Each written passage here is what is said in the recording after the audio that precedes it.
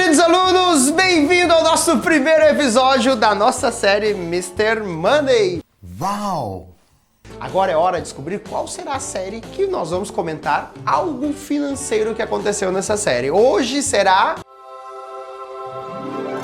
Os Simpsons. Isso mesmo, Simpsons! Vamos falar dos Simpsons nesse episódio sensacional que foi retratado a crise imobiliária dos Estados Unidos. É mesmo, é? Na verdade, o início aconteceu com uma grande festa que o Homer deu.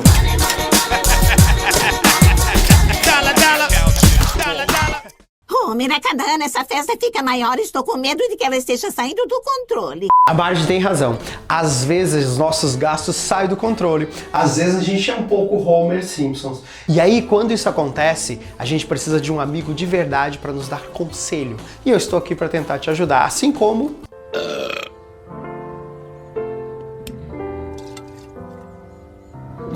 Tô intrigado, como é que você pode bancar uma festa assim todo ano? Porque eu tenho uma coisa mágica chamada empréstimo imobiliário. Eu pego emprestado todo o dinheiro que quero e a casa fica com a conta. Ora, é fácil. Otária! Veja, Homer, não sei se é assim que funciona. Isso mesmo, Lene! Não é bem assim. A casa não é tão otária. Às vezes a gente pode ser meio otário, acreditando que o banco não vai se defender de um financiamento, um empréstimo. Esses empréstimos aconteciam nos Estados Unidos, né, na época lá da crise, antes da crise de 2008, foi quando foi o boom. Você dava o seu imóvel para refinanciar, né? Então não só financiar uma casa própria, um imóvel que você está comprando, mas você podia dar o seu próprio imóvel que já estava quitado para refinanciar, pegar um dinheiro, fazer uma festa, por exemplo, fazer o que você quiser e a casa ficava como garantia. Bem, aí o que aconteceu? Bom, o que aconteceu todos nós sabemos, né? Mas o maior problema que tinha desses financiamentos que eram feitos, né? Que hoje no Brasil também é muito comum dar esses imóveis como garantia, que tem como vantagem fornecer uma taxa bem mais baixa. O maior problema é que lá nos Estados Unidos, quando você fazia esse refinanciamento, você podia optar em taxas que eram taxas fixas ou taxas que podiam oscilar. Onde o investidor tem mais risco? Na que oscila, é onde o banco tinha mais garantia. Então, normalmente, inicialmente, as taxas flutuantes era a melhor opção para quem estava fazendo esse tipo de empréstimo. Mas o problema das taxas flutuantes é exatamente a flutuação. Elas podiam mudar. Aviso, a taxa de juros de sua hipoteca está prestes a ser reajustada. Essa carinha da Marge, né? Tentando mais uma vez salvar o que o Homer fez. Bom, e aí, o que fazer agora nesse momento? Bom, o caminho era tentar ir no banco e tentar fazer uma renegociação da dívida. Já que vai ter uma oscilação de taxas, podia ser que essa prestação não cabesse mais no teu bolso, porque não é a mesma que foi contratada no início. E foi bem exatamente isso que o Homer e a Marge fizeram. Country Multa, a empresa da limonada e da hipoteca. Vamos ver aqui, um pagamento total, 37% de juros a cada minuto, isso sem falar na taxa de contrato. E aqui está o seu novo pagamento mensal. Esse número é tão grande que tem uma vírgula. Ah, espere, ficou faltando um zero. 37% de juros por minuto. Claro que os juros não eram capitalizados por minuto, mas essa é uma sátira e uma maneira de exagerar, na verdade, mas para explicar um pouco o que aconteceu no mercado. E tem um detalhe muito importante, muito legal, que é assim, ó, quando a Marge fala, nossa, esse número é tão grande que tem uma vírgula, o que está por trás disso? É o seguinte, no Brasil a gente usa a vírgula para separar os centavos. Nos Estados Unidos são as milhares. Então, por exemplo, se eu vou falar 2.400 com 30 centavos, a gente vai usar o ponto para separar o 2.000 do 400 e a vírgula para separar os 30 centavos. Nos Estados Unidos, ó, isso inverte. A vírgula separa a milhar e o pontinho vai lá para os centavos. Então, quando ela fala que esse número é tão grande que tem até uma vírgula, ela quer dizer que o número passa de $1.000. Olha que loucura, ou seja, ela tinha uma prestação abaixo de $1.000, passou de $1.000. Tudo isso está implícito naquele texto. E para melhorar, aí vem o agente e fala, não, calma, tá faltando um zero. Ou seja, o que quer falar? Que essa prestação é mais que $10.000. Olha que loucura. Era prestação abaixo de $1.000, ela passou a ser mais de $10.000. E aí então fica intolerável e muito difícil de pagar. Mas o Homer sempre tem o seu jeitinho. Escuta aqui, quando você me deu dinheiro, disse que eu não teria que devolver. Só no futuro. Agora não é o futuro. É horrível e nojento agora. Calma, calma. O futuro, esse é o problema. Porque o que quando você faz empréstimo, você pega dinheiro hoje e vai pagar no futuro. Esse é o conceito, né?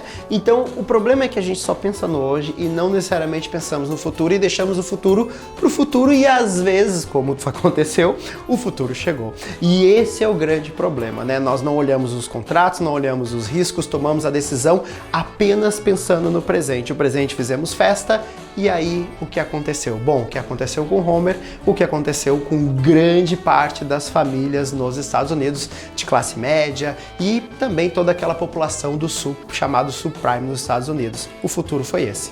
Esse país cuida muito bem da sua classe média. Execução de hipoteca, leilão de casa hoje. Não fique zangado com os bancos. Demitimos nosso presidente e ele mal saiu com 50 milhões de dólares. Coitado dele, ele tá bem? Tão bem quanto alguém pode ficar no norte da França.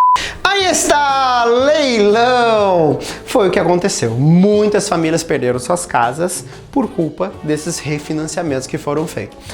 Aí se você pensar, tem uma sátira também que faz ali com os próprios banqueiros, né? É uma pimentadinha que tem também quando fala, nosso banqueiro, né, tadinho, né, tá milionário, foi demitido com milhões no bolso. Realmente isso aconteceu, muitos banqueiros saíram bem nessa história, mas nem todos, por quê? Olha só, quando eles financiavam o imóvel lá para o Homer fazer a festa, o valor de mercado do imóvel era, vamos imaginar, 100, por exemplo. Mas como um monte de imóveis, um monte de financiamentos não são pagos, eu tenho um monte de calote sucessivo, eu tenho muitos imóveis que eu tenho que retomar e todos esses imóveis vão a leilão. E como eu tenho um excesso de imóveis indo a leilão e poucas pessoas querendo comprar, aquele imóvel que eu considerei 100 como o valor dele para quando eu emprestei para o Homer, na hora que eu vou fazer o leilão ele está valendo 30, está valendo 20. Então mesmo tendo o que nós chamamos de garantia real, que é o próprio imóvel nesse financiamento, muitos bancos vieram a quebrar. Alguns bancos, né, conhecidos como bancos do demônio, alguns bancos grandes, famosos bancos de investimento que securitizaram, ou seja, transformaram esses empréstimos habitacionais em papéis que lastrearam um monte de fundos e um monte de investimentos. Você passou a ter um efeito dominó, inclusive algumas seguradoras, grande seguradora, a maior seguradora do mundo, que é a AIG, só não quebrou porque o governo americano resolveu estatizar ela, porque senão o mundo praticamente ia acordar sem seguros, porque ela garantia esses empréstimos. Do exemplo, se o Homer não pagar e a casa dele não dá, eu pago. E aí era muito empréstimo para ela pagar, ela também não tinha condições, graças ao governo isso aconteceu. O governo deu essa segurança ao estatizar essa instituição. Algumas foram salvas e outras vieram a quebrar. Mas o principal, muitas famílias quebraram com isso. Por último, para quem pergunta, e no Brasil isso pode acontecer? Cara, pior que não, olha que loucura. Nosso sistema financeiro é mais seguro do que os Estados Unidos para isso. No Brasil, quando se faz um financiamento habitacional ou se dá uma casa como garantia, em geral, a correção da taxa de juros é feita pela taxa TR, que se chama taxa referencial. A TR, ela está atrelada a títulos públicos, ela depende da TBF, que é uma outra taxa do governo, que depende de títulos públicos pré-fixados. Ou seja, se o governo mexer na taxa de juros, pode ser que mude a TR.